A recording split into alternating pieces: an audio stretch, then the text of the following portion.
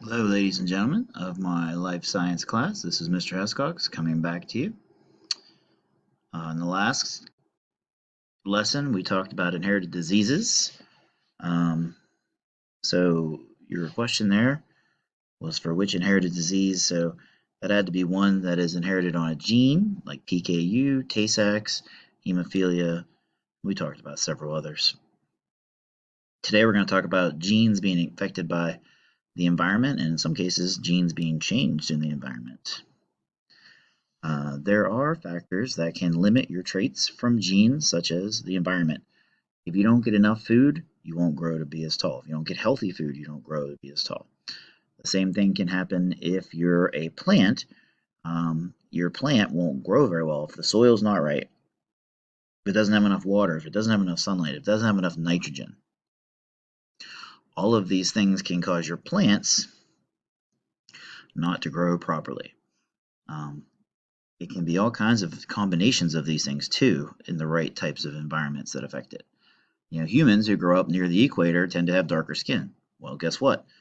You grow up near the equator, your environment's warm, you take your shirt off, you get a suntan.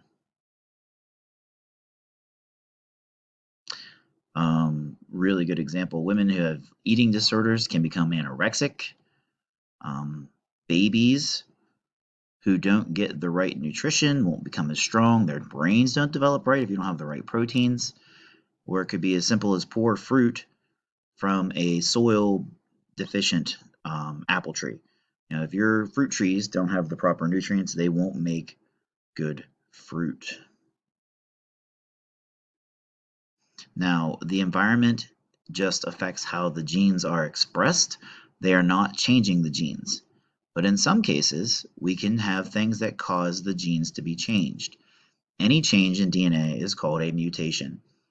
A mutation can cause death. It can cause a severe disease like sickle cell anemia is caused by a deletion, or it can cause adaptations like maybe you're a bird whose eyesight is just a little bit better and you see a little bit better.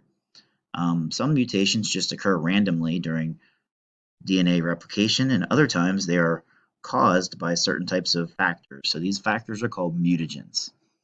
Mutagen is anything that can cause a mutation, such as a chemical, ultraviolet radiation, um, uh, like nuclear radiation can cause mutations. Ultraviolet light can actually cause mutations in your skin, in the DNA of your skin. X-rays can cause all kinds of mutations if they hit the DNA in just the right way. And then carcinogens are things that can cause cancer. Most cancers are caused by mutations. A cancer is literally uncontrolled cell growth. It just divides and divides and divides and divides. So what a cancer or carcinogen does, it breaks the off switch. Your cells have an on switch and an off switch that causes them to start to divide. A carcinogen can break the cell or the gene that tells the cell when to stop dividing. So it's like you leave the car running and you can't turn it off. Now, this picture here came from an article from the Altoona Mirror, and it is a 5-legged salamander. You can see the legs here. It had a fused 5th leg, and some of the toes were fused. And I thought, well, if we're going to talk about mutations, we better talk about some local mutations. So this actually came from Lake Racetown.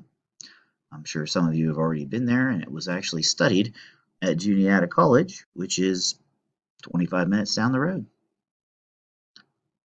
So, ladies and gentlemen, that takes me to the end of this section. If you have more questions on mutations, let me know. We can look up more, or we can go a little further.